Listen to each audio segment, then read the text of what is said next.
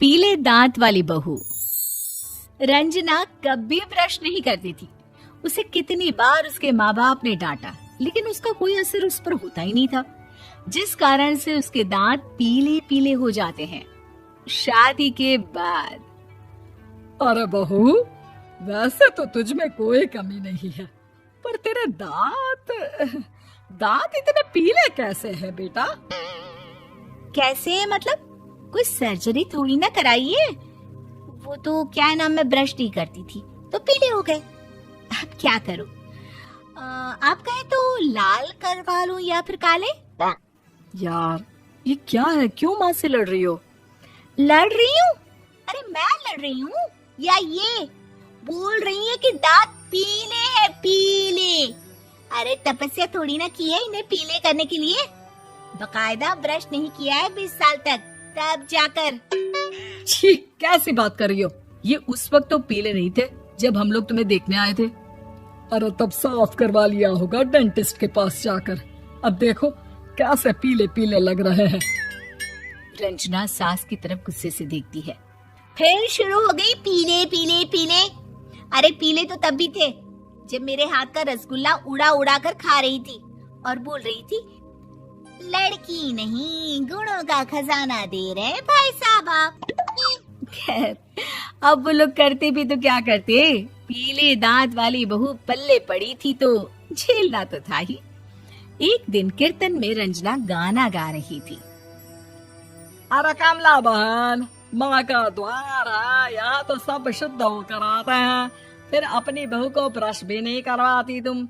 दूर से पीले पीले दांत भक्ति में बाधा उत्पन्न कर रहे हैं। अरे कोई 2 साल के बच्ची थोड़ी ना लेकर आई हूँ मैं बहू बनाकर। अच्छी खासी लड़की है, अरे कैसे करवाऊं ब्रश? ये तो उसे खुद करना चाहिए ना। अब माँ बाप तो इसके जैसे तैसे निपटा दिए, ये नहीं सोचा कि सास कैसे संभालेगी। सास बहू को लेकर घर आ जाती है, लेकिन सोच लेती है कि अब इसे लेकर कहीं नहीं जाएगी। अगले रोज बहू कहती है, अरे क्या हो गया, मंदिर नहीं जाना क्या? कीर्तन का वक्त हो रहा है। मेरी मधुर वाणी से कान्हा जी जागते हैं और सोते हैं। आप तो जानती है ना उनकी भक्ति में कितना मन लगता है मेरा। वो क्या है ना, तबीयत ठीक नहीं लग रही है मेरी, आराम करूंगी मैं। तबीयत ठीक नहीं लग रही? अभी तो मिथुन के गाने पर नाच रही थी आप, और अब बोल रही है कि तबीयत ठीक नहीं लग रही। अरे भक्ति में मन लगा लो सासू माँ, ऊपर जाना है, क्या मुंह दिखाओगी आप? हाँ? सास को बहू की बात पर गुस्सा आ जाता है। मैं क्या मुंह दिखाऊंगी, इसकी चिंता तो ना कर, समझी? अपने मुंह की चिंता कर, जो ये पीले पीले दांत लेकर हर जगह पहुंच जाती है। पता है लोग कितना मजाक बनाते हैं। ना जी ना, मैं नहीं जाना कहीं तेरे साथ। तो ये बात है। कोई ना, मत जाओ, मैं अपने कमरे में ही बैठकर भक्ति कर लूंगी। ऊपर वाला दांत थोड़ी ना देखता है, मन देखता है, भावना देखता है। और अरे बस बस, तू सब कुछ दिखा, बस ये सफेद चमकदार दांत ना दिखाना किसी को, है? जा यहाँ से। बहू को सास की बात का कोई फर्क नहीं पड़ता, वो तो जैसी थी वैसी ही रह जाती है। सुबह नहाकर किचन में खाना बनाना, फिर खाना खाना, कीर्तन भजन करना और सो जाना। एक दिन, माँ जी मैं सहेली के घर जा रही हूँ, शाम को लेट आऊंगी। हाँ हाँ तो जाना, मैंने कौन सा तेरी आरती करनी है घर पर बैठकर। रंजना सहेली के घर जाती है, जहाँ वो पार्टी में जाने की तैयारी कर रही होती है। अरे शिखा, कहाँ जाने की तैयारी कर रही है? मैं गलत वक्त पर आ गई क्या? अरे नहीं यार, उल्टा सही वक्त पर आई है। मैंने ये साड़ी और ज्वेलरी निकाली है यार, शाम को इनके ऑफिस की एक पार्टी में जाना है। बताना कैसा लग रहा है ये सब? नहीं यार, इस ड्रेस के साथ तो वो वाली ज्वेलरी अच्छी लगेगी। हाँ हाँ सही बोल रही है, मैंने ध्यान ही नहीं दिया। वैसे तो हमेशा से मस्त फैशन सेंस रखती है। तो बड़ा जाती होगी ना पति के साथ पार्टी में। रंजना कुछ नहीं बोलती, बस सोचती है कि यार काश ये बात सही हो जाती, पर मैं क्यों नहीं जाती पार्टी में? क्या इन लोगों की कोई पार्टी होती नहीं होगी? रंजना घर आती है और रात में पति से सवाल करती है, एक बात बताइए, आप मुझे किसी पार्टी में क्यों नहीं ले जाते? क्या आपकी यहाँ ऑफिस में पार्टी नहीं होती? पति बेचारा क्या कहता कि दांत पीले हैं तुम्हारे इसलिए। अरे कोई पार्टी होती नहीं हम लोगों के ऑफिस में, तो कहाँ से लेकर जाऊं? और मार्केट, मॉल, कहीं वीकेंड घूमना, कहीं तो। अरे यार, सारे हफ्ते में एक छुट्टी मिलती है, तो सोचता हूँ कि आराम ही कर लूं। क्यों? रंजना मन मार के रह जाती है।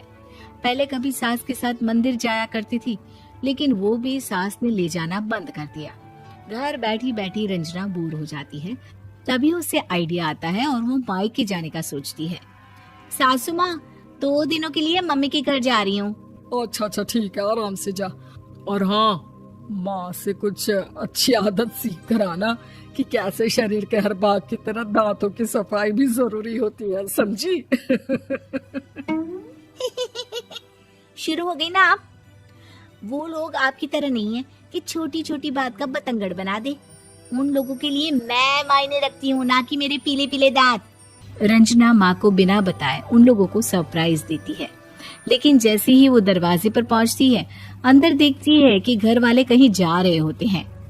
अब माँ, काश रंजना दीदी के दांतों वाली प्रॉब्लम नहीं होती, तो वो भी हम लोगों के साथ चलती ना बुआ जी की बेटी की शादी में। हाँ बेटा, लेकिन अब उसे कौन समझाए कि उसको उसके पीले दांत नहीं दिखते, लेकिन उसके आसपास के लोगों को कितना एम्बैरेसिंग फील कराते हैं। मुझे तो कितनी बार उसके स्कूल की टीचर ने शिकायत की कि उसके साथ कोई लड़की बैठना भी नहीं चाहती, और ना ही कॉलेज में कोई उससे बात करना चाहता था। लेकिन पता नहीं क्यों उसे ये बात समझ में ही नहीं आती। कोई कमी नहीं है उस लड़की में, बस यही कि दांत पीले हैं। वो तो भला हो जीजा जी और उनकी माँ का, जो दीदी को जैसी है वैसे ही रखा हुआ है। रंजना को अपने घर वालों की बात सुनकर बहुत दुख होता है। वो सोचती है कि वो क्या करे, लेकिन फिर वो सीधा डेंटिस्ट के पास जाती है, अपने दांत चमकाती है और कसम खाती है कि वो रोज ब्रश करेगी। अरे क्या हो गया?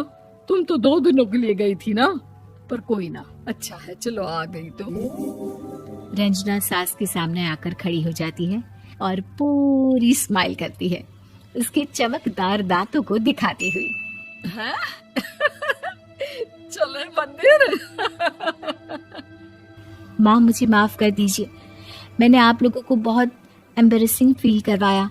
मैं आज से रोज ब्रश करूंगी।